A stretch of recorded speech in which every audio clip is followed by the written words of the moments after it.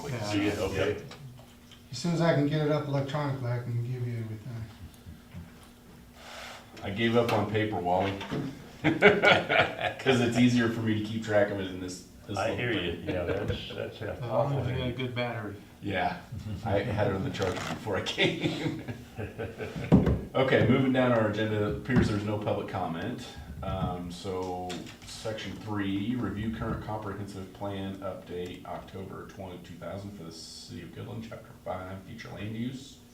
And then articles 5 and 6 of the planning commission procedures manual for zoning regulations. Yes, sir. I did not see the chapter 5 feature land use in the packet, so she must have missed that one. Oh, it just has that part, huh? And, okay, because I had put it out there.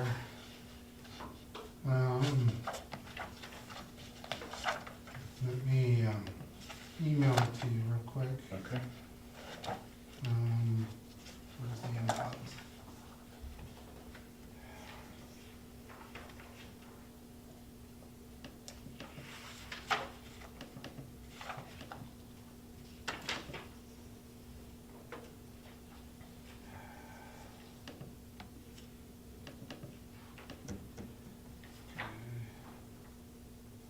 Planning Commission, agenda packet, 2023.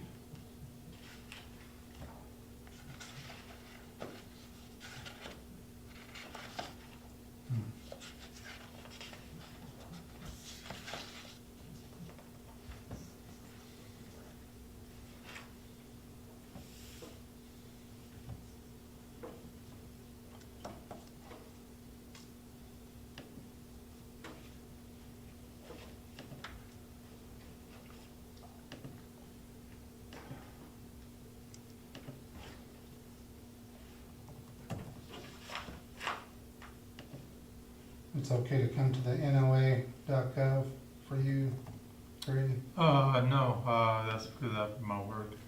You go to G-Bonza. Oh, that's right.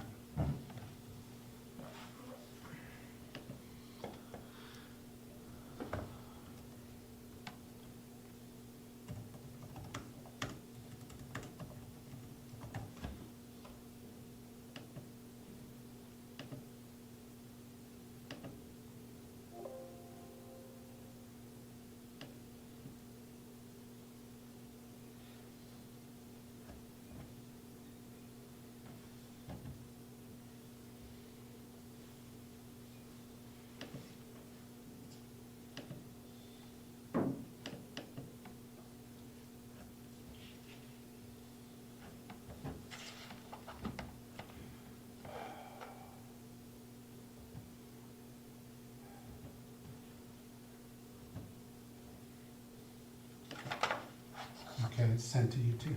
Okay.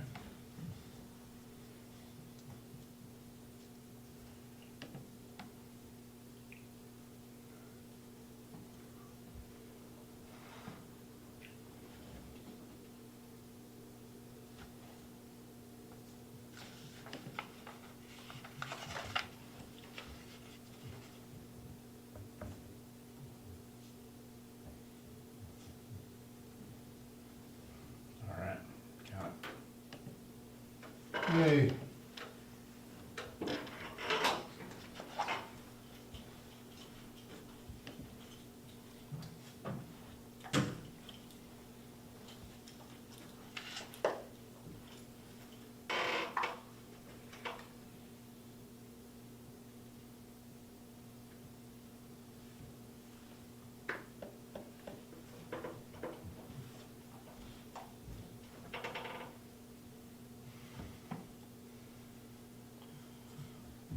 And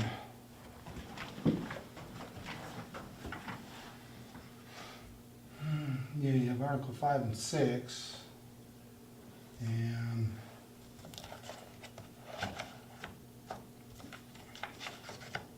Looking for chapter 5. yes, sir. There we go. Okay. Put a pen where you were, so you can have it where you were.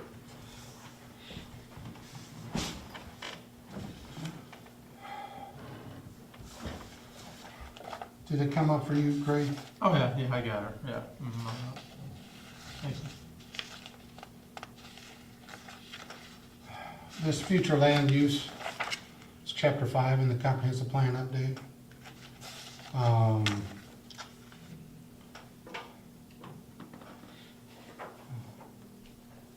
It talks about land use and planning principles. It basically says towards the bottom of the page, the second paragraph from the bottom, areas of Goodland that are vulnerable to the externalities of change and need careful land use planning include existing single-family residential areas near vacant commercial land. Redevelopment of mixed-use commercial must be carefully considered. Characteristics that most people seek in a residential area, quiet, serenity, stability, can be protected by implementing site plan review recommendations as part of the plan update implementation. Non-residential uses which are not designed as part of a mixed-use developments can be made compatible with sensitive screening and other mitigating design features. Positive externalities can develop as well. Concentrated shopping district will be more successful and attract customers from a wider market area than would a string of commercial uses dispersed along the local roadway and commercial strips. And then it talks about transportation and how to, that the planning principles for Goodland and the comprehensive plan are relevant to redevelopment, as well as it occurs along arterial streets such as Cattle Trail and US 24. I'm on the second page there, or page 40.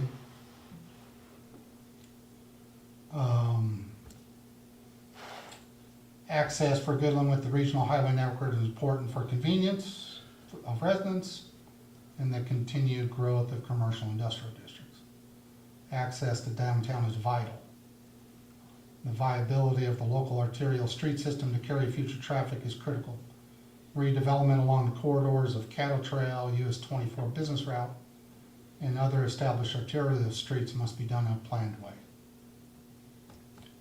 Do you guys see Cattle Trail as an arterial? Maybe the piece Not from really. 17th Oh, yeah. south. Yeah. that's- To get across the railroad? Yeah. Yeah, I do agree with that, yeah. But once you hit Right. really probably the 16th Street intersection, Right, you're choosing something different, I would think. yeah. Right. That's true, yeah. Right. Yeah. Does it help to have the 3 exits along K-27 into the residential area? Yeah, I Yeah. think that's a huge advantage that some other towns don't have, because you can quickly get around town or get out of town quickly, and I think it's nice.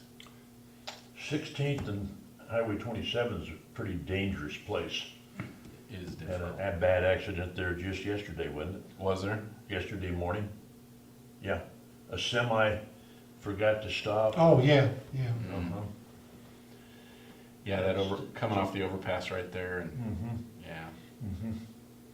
Plus, you got a ton of truck traffic with Nutrien right there, and Mhm. Frontier has facilities back there, and so, Right. yeah, And the dealership. yeah, yeah.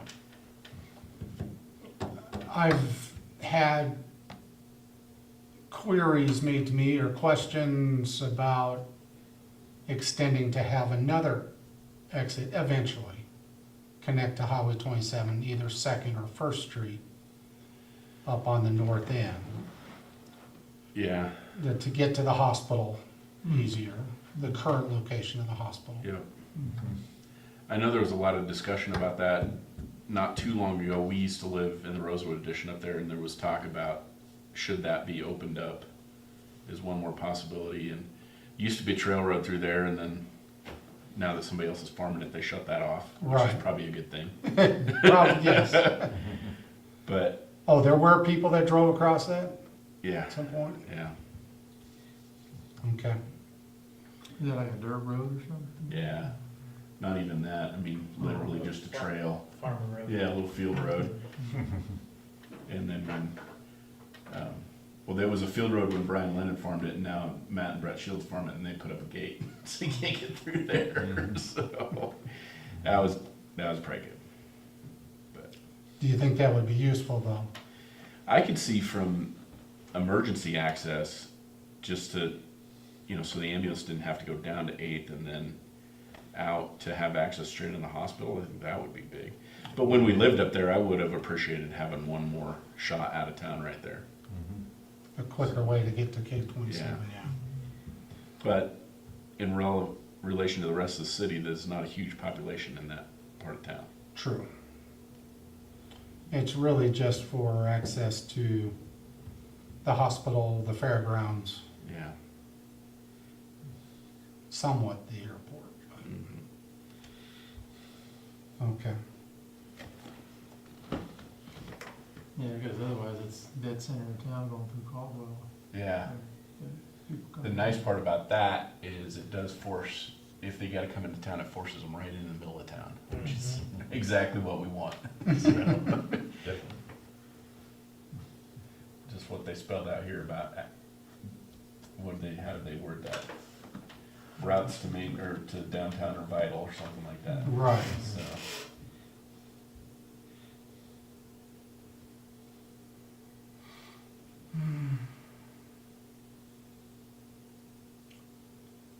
It says clusters of retail commercial activity create distinct retail destinations. Retail districts also create opportunities for the joint use of parking facilities. And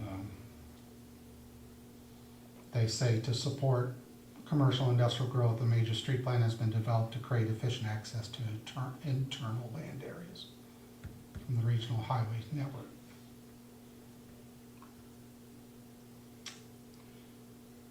Neighborhood design is a key element, quality of life in the community.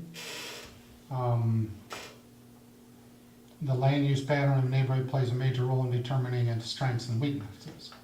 The current Goodland pattern of parks and schools in the existing neighborhoods meets basic planning standards. The community was developed in a traditional grid street pattern, which today is called a neo-traditional pattern. Proposed locations for neighborhood parks, which will serve growth areas on the east and west sides of Goodland, should be planned. These parks will be needed in the long term to serve the recreational needs of families residing in those neighborhoods. Facilities such as the ball fields on the southwest side of the city and the water park will serve community-wide needs. But it is important to provide neighborhood parks with play areas and facilities for small children. The existing pedestrian bicycle paths should be expanded and extended to link neighborhoods throughout Goodland. Such improvements will create alternative transportation corridors to schools, parks, and shopping areas for bicycle and pedestrian traffic. Do you guys agree with that? Not agree? I agree with it, especially now that you see the youth traveling with not so much bicycles, but the scooters and the, what do you call them, hoverboards and whatever else they got going. I mean, I see them zipping down Caldwell going 30, 40 mile an hour, whatever it is. So sure, it'd be nice to have another path for them to take. Not saying they wouldn't take, but I think if they had another path, that might be helpful, more safe to connect different areas together. Do you think there ever should be marked lanes for bicycle traffic? Yeah, would be a Major. good idea. Yeah, I think so. it probably would be good. When we redo A Street, that's one reason I ask, Yeah. would that be welcome? Yeah. That's a path. I mean, I do a lot of biking. That's a path I usually take, and I'll go out to the golf course and back. You know, it's a nice, quiet, semi-quiet road. You know, so yeah, it's wide too. It's not like it's Yeah. narrow. I think at our last meeting, we brought up the trails and the sidewalk plan and the lack thereof in town and how you just dead end everywhere. It was amazing how many times in the last month that has come up. And maybe it's because I was paying more attention now. But we're working on a project with Goodland Tech right now, and a lot of their employees want to walk. Like, they like what they're doing with their business, and they like that, or they're trying to attract people from cities to come live in Goodland, and that's how they're used to getting around. But then, all of them talked about all the dead ends in our sidewalks. Yeah, right, exactly. And so, yeah, in the last month as I've driven around, it's everywhere. I don't know that you can make it from here to there without hitting a dead end, No, no you matter where couldn't. you go. So, Or at least zigzagging. I mean, I know Yeah. we walked from my house to my daughter's house, and yeah, same thing. Sidewalk ends, gotta go across the street. You're on the end of the curb, then you're in the middle of the yard. I mean, Yeah. it's just it's everywhere. all you know, it's- over. Yeah, So, I have just been thinking about Goodland Tech's desire to bring new families to town, Schooler's expansion at Caruso and their desire to bring new families to town. Mhm. These are things that people are going to look at in our community and decide if we have a good town or not. I think, Mhm. like, how easy is it to walk? What's the trail system look like? Right. Because that's the lifestyle they're into, and there's a lot of room for improvement there. Yeah, I totally agree. Yeah, we have the one trail, Topside Trail, but not everybody can access that Right. quickly. So that's the difficult part.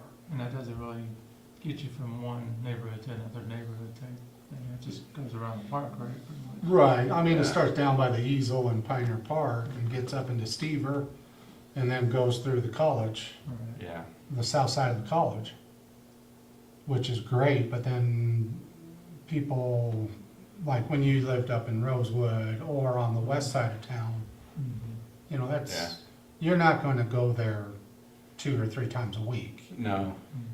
Or it seems like counterproductive to say, well, I'm going to drive across town to walk.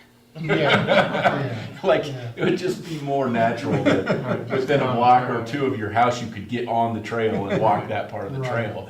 So yeah, we need to promote getting that thing to come the rest of the way around town so people can get on it.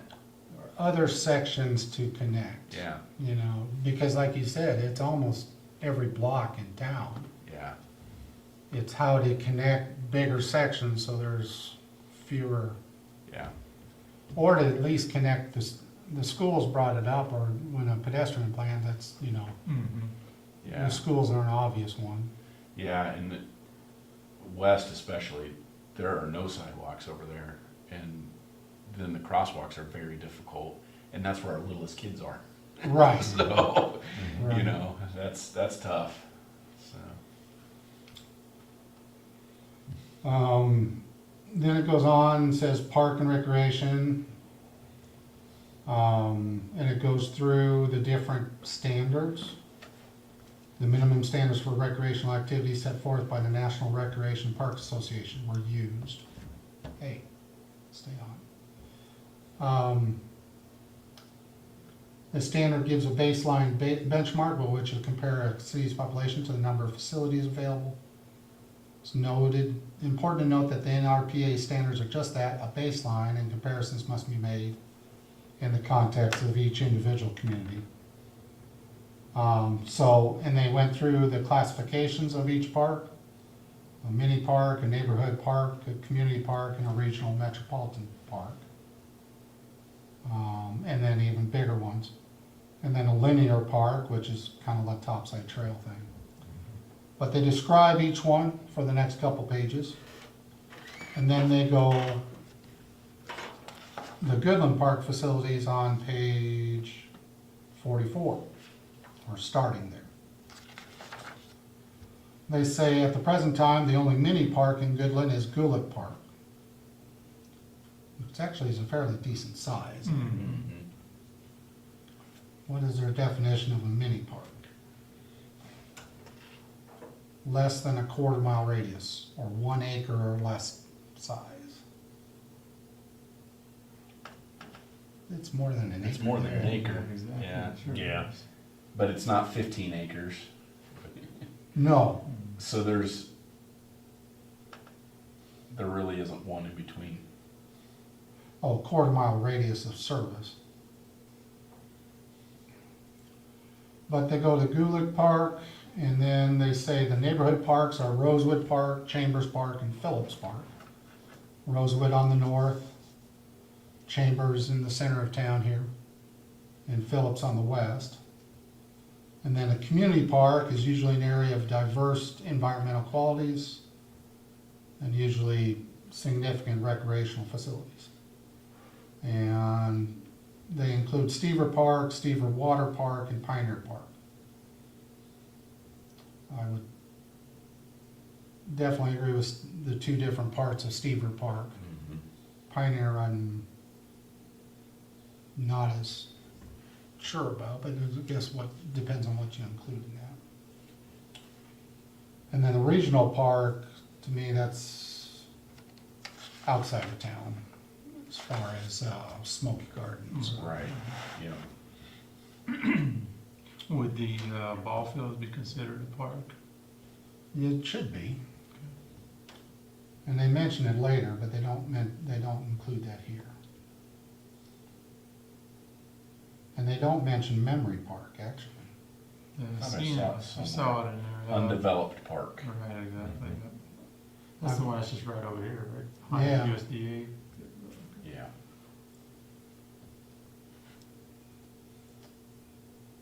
And they do mention Smoky Gardens after all those. But it does list everything within that. And there have been some improvements to some of the parks since this was created, obviously.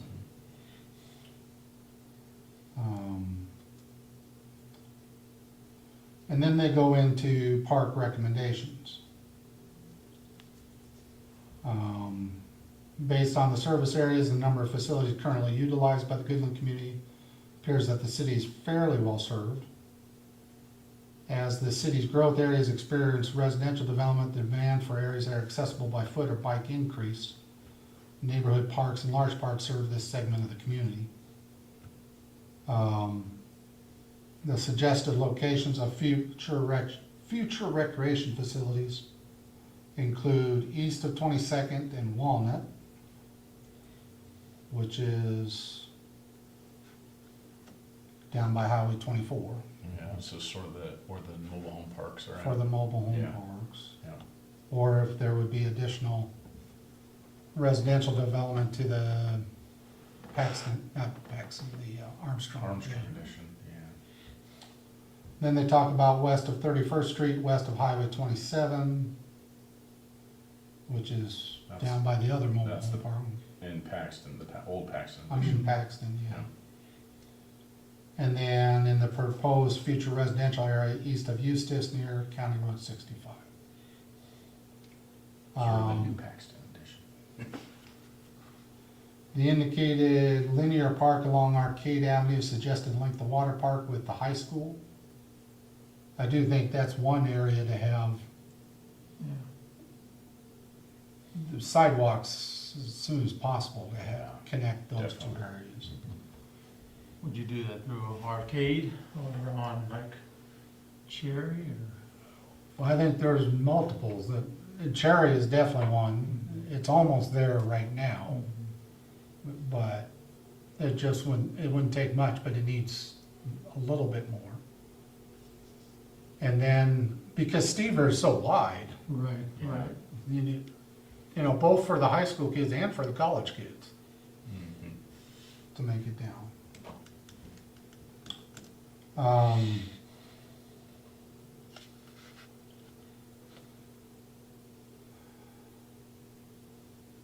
A Goodland youngster living near the downtown square could hop on a bike with a baseball mitt and ride to the park on a 10-foot wide paved bike path. I think it would be awful hard right now where the ball fields are at to have someone, Yeah, Right. a kid get there. But but maybe could jump on a bike and ride down a path to the swimming pool. the swimming pool, definitely. Yeah. Or if there was, for just recreational softball too, somewhere in Yeah. town to be able to go, Yeah. softball or baseball. We played linemen in baseball about a week ago, and I was visiting with some of the linemen parents, and they're kind of jealous of our ball fields out there. Lyman has, near their high school, they have a good track and a football field, but they don't have much for a baseball field. or a complex of fields or anything. Yeah, At least they're not They, near uh, the school. And the softball fields, they're clear out south by the prison. Hmm. mhm. So they're not near the rest of the town either. Not even close. Because the softball fields or a baseball field complex takes up so much room, it's really hard It is hard, yeah. to have it, the proximity to,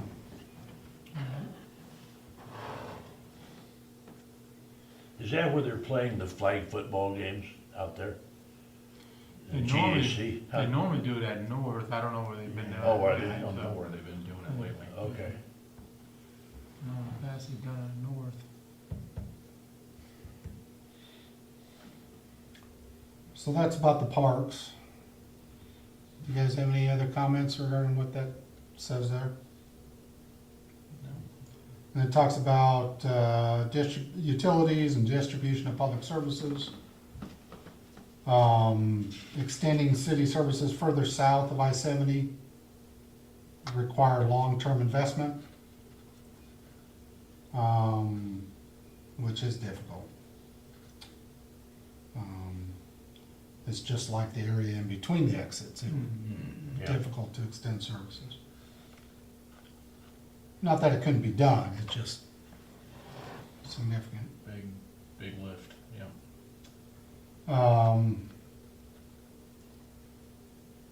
In order to determine what type of land area should be projected for future growth areas, an assessment must be made of the ability of the existing utility infrastructure to serve the additional growth. And overall, and I'm starting to really take a look, or staff is as well. The overall master water plan, master sewer plan, master electric plan, somehow. And we're looking right now at replacing the south loop, which basically serves the commercial area on 27. It's basically a loop, electrical that the businesses on each side of 27, but then a loop, so then if you have an outage, you can serve from the other way. Hmm.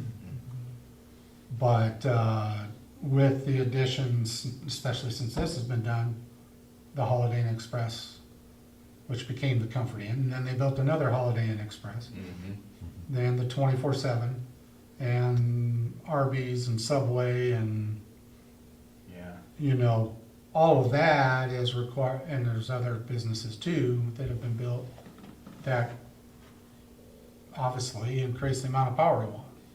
And now we're having charging stations Hmm. Yep. on the south side of I-70, and now we're getting a request for one on the north side.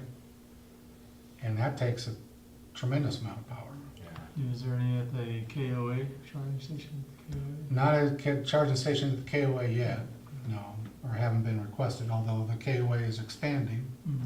Yeah. you guys saw, so. And then it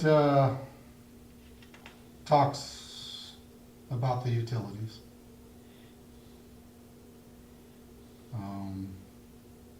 Water, sewer, and stormwater. And it basically says a complete analysis as you move along on it to page 50.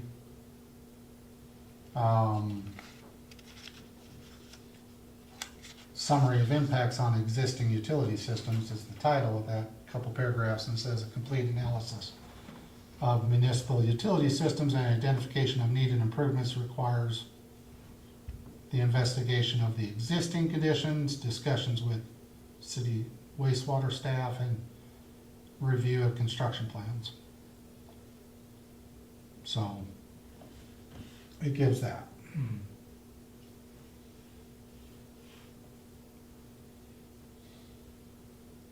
And then it goes into residential development, future development patterns, talks about residential development, probable residential development pattern near term is low to moderate density with an emphasis on single-family dwellings, and that's kind of like what we've seen. The primary areas of growth adjacent to existing neighborhoods, primarily on the east and west sides of the city. I'd also say on the northeast sides. specifically.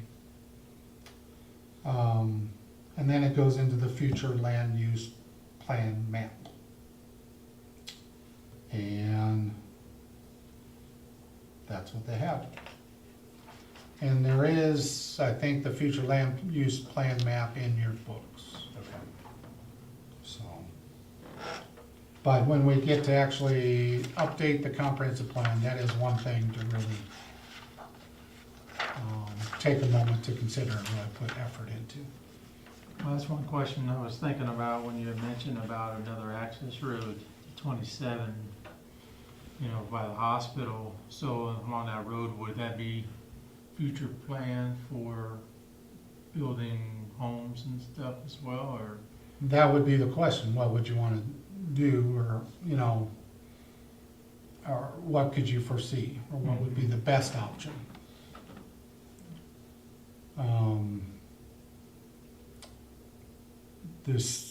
The parcel right behind the topside banner is owned by the city. And then there's a parcel east of that, the one that's next to the K-27, or the first parcel in, is owned by a private party. Okay. The circle up above was, like you were talked about, where they had the farm road across. Yep. You can see the big circle up there. Mhm. That was farmed by, you said the Linens, Yep. and then it's traded hand, you know, Yes, someone else yeah. is farming it. Shields farm it now. It's BAL is the owner of it now, so. But probably any street access would stay south of that Yep. circle. Because the circle on the north end of it runs into the cemetery property. so. Yes.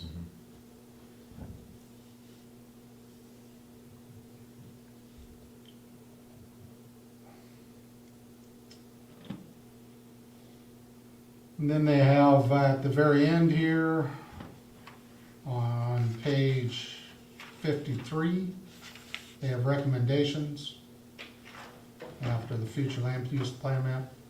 They talk about extraterritorial building code regulation, which I know there was a question at one time posed and it didn't gain traction, but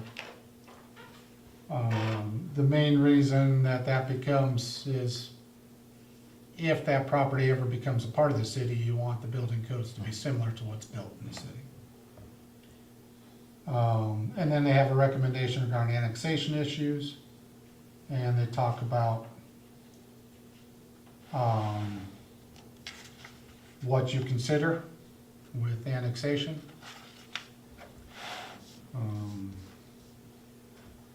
And then a recommendation on alternative housing strategies.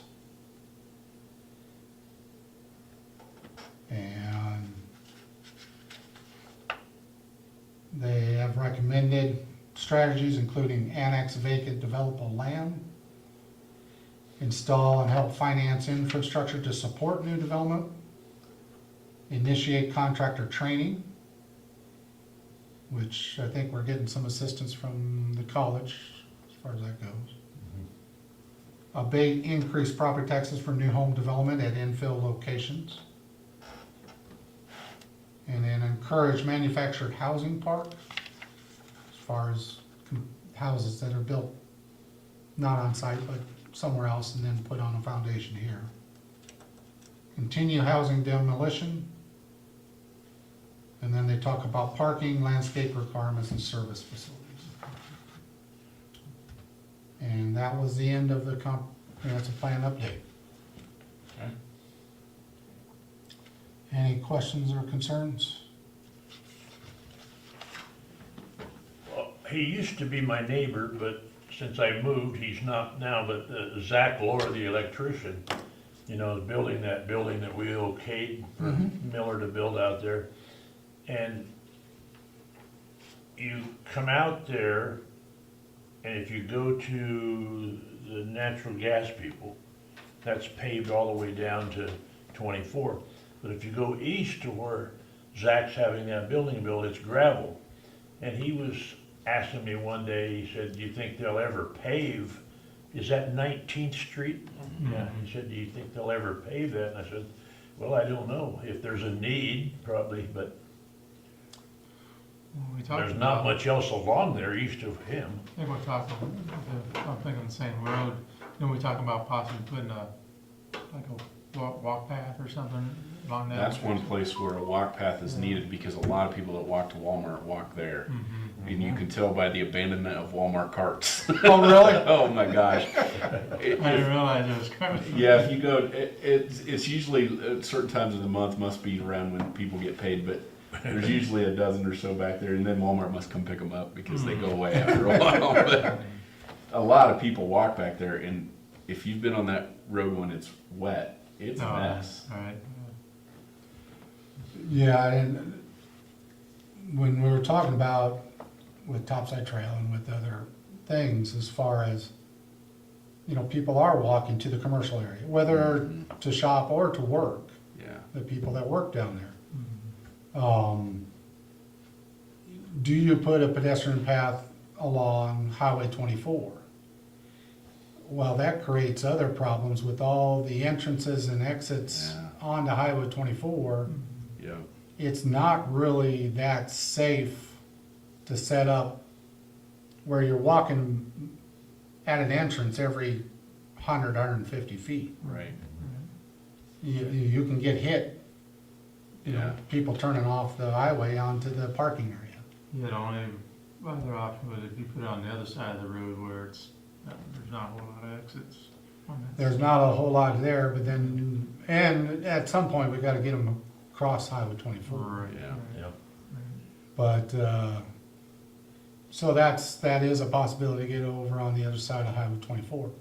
But 19th Street Right. would be a real option. Mhm. Yeah. And plus, when you got at least some college students already Yeah. All right. living down, you know, they need a way to get to the That's college, exactly. Yeah. On the right side of the road. biking or walking, Yeah. or all the other little, Mhm. whatever devices people use to Mhm. Yeah.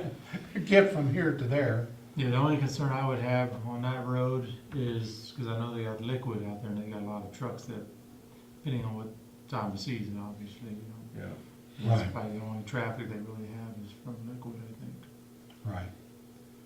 But that would, to have something solid surface. Yeah. And then if they could cross, and we're looking for that, and probably the state may have grant available to have engineering study about how to get pedestrians across 24 and 27 Mhm. down at Orchlands, or they'll soon be Tractor Supply, Mm. Yeah. and Walmart. How do you get them from the northeast side of the intersection to the southwest of the Yeah. intersection? Get a big grant so you can build a walk bridge. Yeah. But the cross, Better be tall, yeah. But you have to cross 24 and 27 to get to Walmart. you do. So, So if you you know, go at an that's- angle, yeah, Yeah. way up high. yeah, it has to be big, like I said, because we got all the combines and. bigger Yeah, trucks I mean, and you stuff. have to have more than standard clearance because of Mhm. all the equipment that goes through Mhm. there, so. Right. Yeah. But at least there's a stoplight there, so Right. versus crossing anywhere else on 24, they're running 40. or more. Well, and that's the question, and that's the question posed to the engineering firm. You know, the entrance into Orchlands onto 24 probably would be beneficial as far as pedestrians, Mhm. Well, I have seen, because you're not up to speed yet, Right. most of them, I Tom. have seen where they've done underneath, Oh, yeah, you know what I mean? like a Like a little little- walk tunnel. Yeah, like a tunnel, do it that way too. That's how it was at JBS to get across the highway from the parking lot. You had to go through a tunnel and then you were up at the plant. Mm. Oh, and Greeley at Highway 85, yeah, Yeah, They had which is a bunch. 4-lane highway yeah. at that location. But that's a question, and then we are getting accidents at the entrance into Walmart too. Mhm. Yeah. That's an engineering trouble spot too, where you're that close to that existing stoplight. Existing To stoplight. get everything timed so you don't have traffic backups would be hard. And I don't know about you guys, but it seems like they need to widen that out. I mean, I know it's probably like 3 cars wide, but with all the trucks that come in there, they're always taking out a stop sign, I mean, Yeah. or phone, telephone pole or Yeah. something. Seems like that needs to be widened or something. So,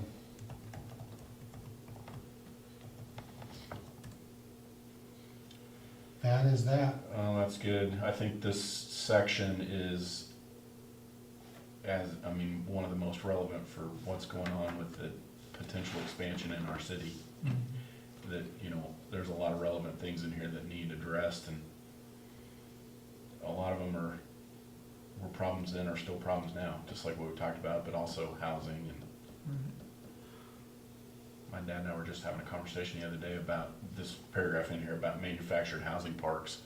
About when they originally put in those trailer parks, they were done well, and they had a sort of a superintendent that, policed the area, and the yards were nice, and now they're all run down. It's not very desirable to want to live there right now. Right.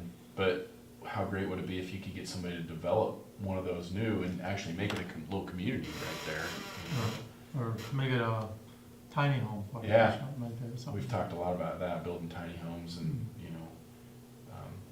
have nice little streets and neighborhood and Right. good yards and a traffic cop I mean, To especially- keep it that way. to keep it that way. Yeah. Especially when we talk about, we have more elderly people here. Yeah, They're not wanting the big house, they just want something they can yeah. maintain. So, yeah. One question I have, we're talking about the roads and stuff out there by Walmart and stuff. So where, Orscheln's is at and the car dealership, so we got those speed bumps. Is there a way, I think that, I know why they're there, to deter people from good, but that's kind of like a frontage road. So Yeah, it acts as a frontage road, but it's not, it's privately owned. Oh, it is, okay, okay, So it's owned by Earls okay. and can't remove it. There's also a drainage situation off that parking lot that we've had to talk with KDOT about, because there's not a good connect, not as good as it could be. It's a decent, but there should be better drainage that connects to the grassy area and the little valley Right.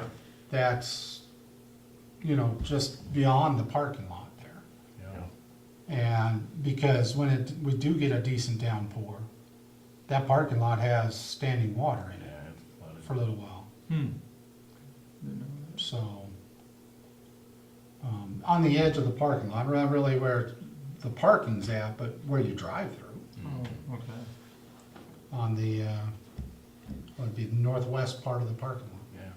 Haven't seen rain in a while, so it's, Who knows? Those speed bumps though, are miserable. Yeah. But I get it. they do the job, exactly, I get So it too. when I was in high school, that whole facility was at Gibson's, Mhm. something like it, and they had this big sign out there that had their deal on it, and the sign had a huge base, wide enough you could get your car through. So we used to see if you could shoot that gap and how fast you can go to shoot that gap through there. So I get it why they're speed bumps, because I was guilty of one of those kids that hauling through there to go to the fast food place on your lunch. So they shut that down in a hurry, but we did.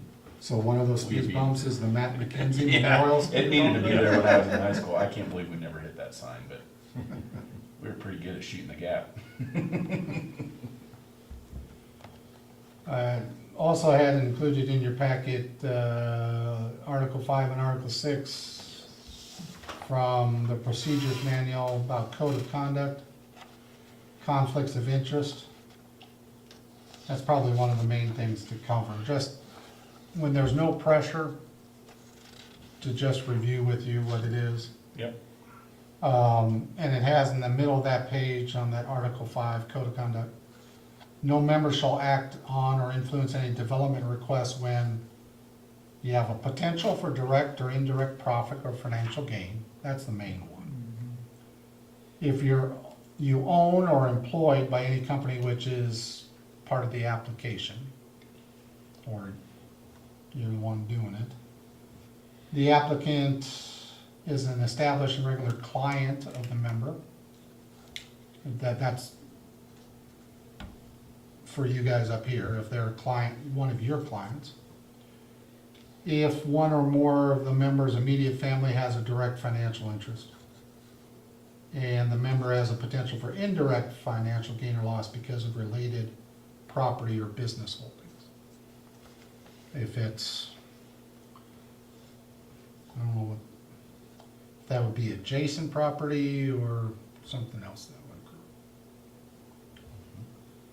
occur. If you have a question, don't hesitate, you guys can, let staff know or let the city attorney ask that before the meeting. Hey, I'm unsure if this is a conflict of interest.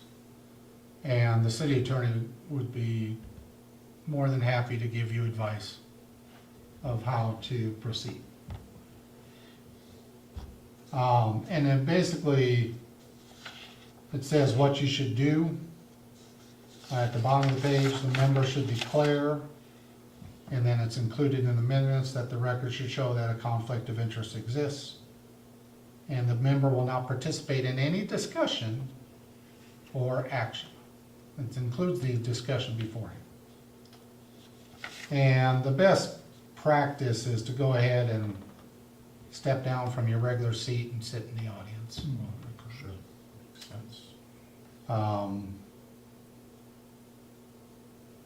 And you can still speak on it as a private citizen during the hearing, but I would be reluctant to have you do that. And you just acknowledge and then it talks about acknowledge of any outside information. If someone contacted you before the hearing, one way that's really helpful is to just announce it at the hearing. Well, I was contacted by blah, blah, blah, blah, blah, before this meeting, and I had this discussion. That usually, then there's no suspicion that you're acting in a different way. And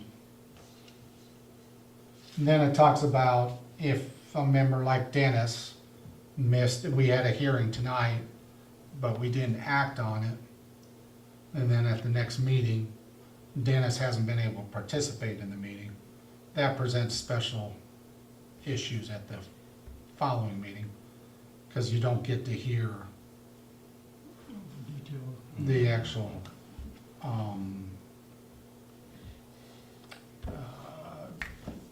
public, what do you call that? When the applicant is actually speaking on behalf of the application, or what the staff is saying. So, that's the main thing regarding that. Do you guys have any questions or concerns?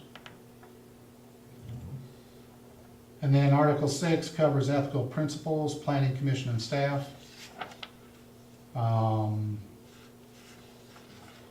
And again, it says at the top of here, should any questions arise about the interpretation and application of any of these principles, consult with the city attorney.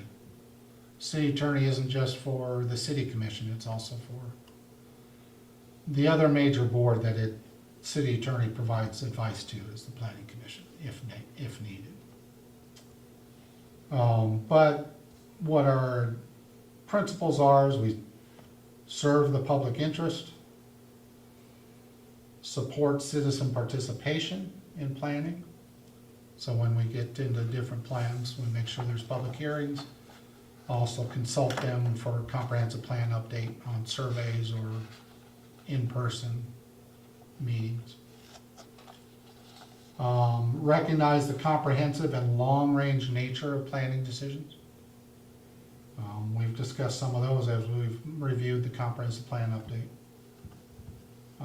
Expand choice and opportunity for all persons.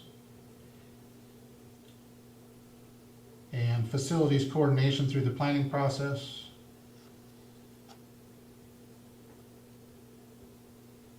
Make sure that everybody that's affected by that planning decision at least knows about it.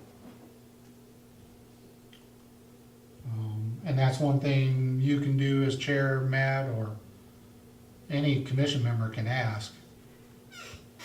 Has the appropriate people been notified?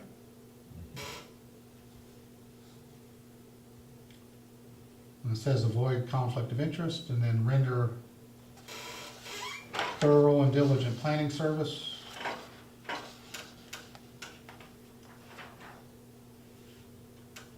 And do not seek or offer favors.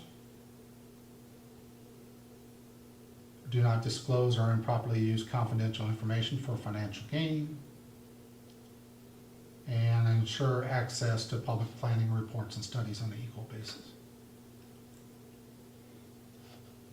And finally, ensure full disclosure of public hearings and then maintain public confidence.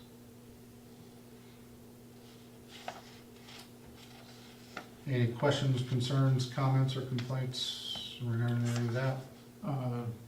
Just, maybe I didn't hear it or didn't read it, but I know at one time when we just started getting going and stuff, and we were talking about, do we share information outside of this environment? And I think you suggested that that's not a good practice, I guess. Not amongst the members. Right. If it's planning commission or consulting staff or considering the city attorney, that's perfectly legitimate. Would really hesitate talking about any matter that comes up. Like Grady, give Wally a call. Well, what do you think about this?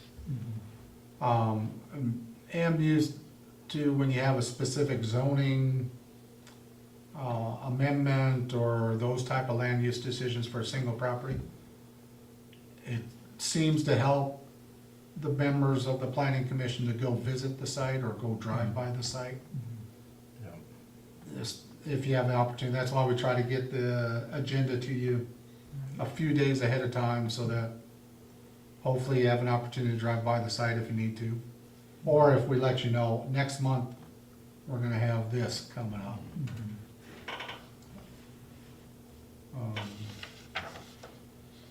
But that's the basic. And if you'd like to discuss a certain thing, you can say, can we discuss this at the next meeting? Okay. But all those discussions should happen in public. Yep, okay.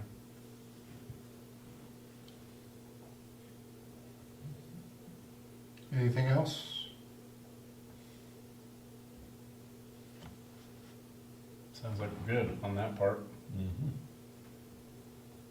Okay, so moving down our agenda, the next thing is item 4, request for comprehensive plan update. Staff will present information to the commission on potential requests to the city for upcoming budget. Didn't have anything in writing. I wanted to have something in writing that did not Okay. happen. So, But,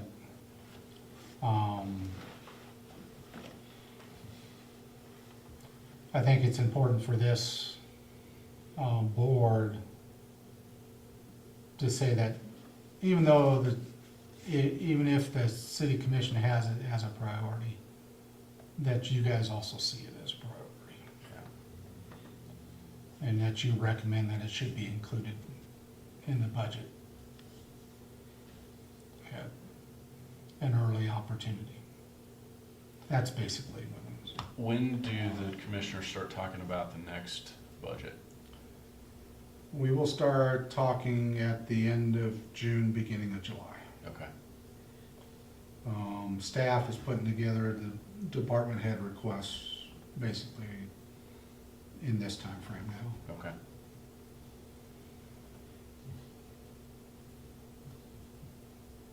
So if we, if we talk more about that at the next meeting, we could be sort of ready to show our support to the commissioners that we want that to be part of the Yes, next discussion will be pretty timely then. yes. In a June meeting going into probably July discussion for them, or starting discussion in July. Yes. Yeah, okay. So do we have a idea of what that would cost then to do a new comprehensive plan? If we hire a consultant, it will cost, and it depends how much you do, but, and Mary mentioned it, that this one cost around 30,000 back in 2000. So more than 30,000 Yeah. probably. I would say it's gonna cost between 50 and 100. Yeah. Based on, I went through a comprehensive plan with a smaller community, we did, budgeted over 2 or 3 years, and it was 25K.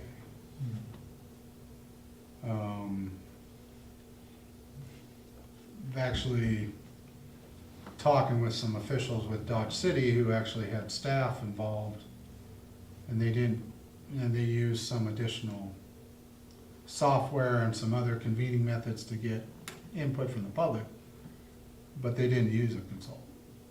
But then there was mixed results about what kind of participation there was. Yeah. And that's probably the most important thing is when it does come about, would ask the board members to champion it to the public as well, to get it out in the public and to get the circles of people that you guys know, hey, look to participate in this, or could you participate in this part of it, Yeah. you know? And because we need input from a good portion of the community in order to make a better plan. And not just either the people that contribute a lot of the time for anything regarding the community, or the staff who's involved with it and they know, you know, different parts or see different parts as more of that. It's trying to reach the different sectors of the community that they don't participate as often, but may like to see, just like some of the stuff we talked about tonight, that affects their neighborhoods. Mhm. What, do they see that as important? Do they see that as something that should be a priority? Or not? Yeah. Would it be appropriate to section off the city of Goodland and say, okay, this area, we're gonna have a town meeting or whatever and have a discussion. Then another day, okay, this section will ask the same question, but just get their input from that area. That's one way that a lot of different comprehensive plans have worked it out. Trying to get feedback from different areas of the city, geographically. It's also trying to get input from different ages, Right. you know, whether it's, you know, whatever ages. That's also how they, you know, how do you reach the different sets of folks? Or business owners versus residential owners, you know, or people new to the community versus people that have lived here their entire lives. Yep. You know, there's a lot of ways you can slice up the community. And how do you get that good input? The one thing that was nice that I saw regarding the Dutch City plan, I think it would be useful even if there was a consultant involved, is how, through all the different electronic means we have now, how can you gather, and how can it be valid input, Right. which is the hard part. Yeah.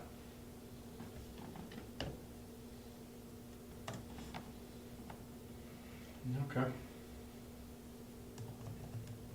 With that, we'll move on to point number 5 for reports. So, Grady, anything, questions, comments beyond what we had on the agenda? Nothing to report there? Wally, anything for you? No? Same here, no report for me. Kent, anything from staff or Zach? Just the tiny home thing, I get asked about it all the time.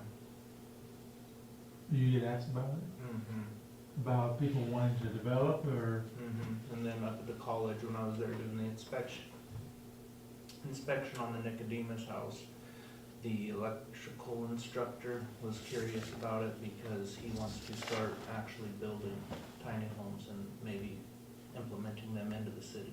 sure.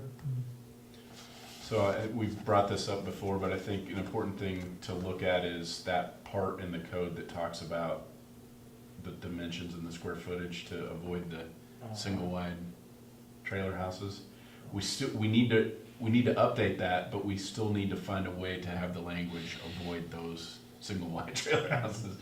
And you know, I was again talking to my dad about that, given that he's in the lumber business, and he talked about when they lived in Gunnison, Colorado, one of the things that the city of Gunnison did to address that was you could have a really small square footage, but you had to have a certain number of peaks in the roof line of the house.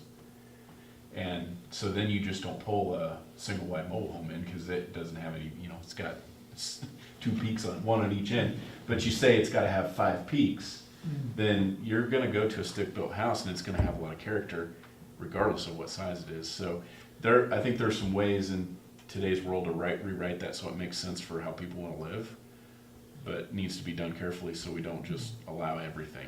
Well, you'll make it pretty genius about them, sawtooth roof. You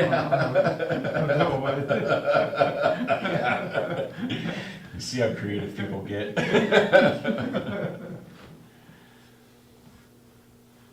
All right.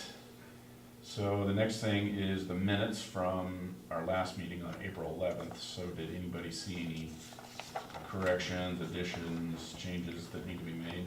I thought they looked fine. Yeah, that's what- So I entertain a motion to approve those minutes. I most, I'll second it. Okay, moved and seconded that we approve the minutes from 4/11. All in favor, say aye. I, Opposed, say nay. Motion passes. And I believe the last thing is adjournment. So I move that we adjourn the meeting. Can I get a second? I'll second it. yeah, All those in favor, say aye. I, Aye. Opposed, say nay. We're out. okay.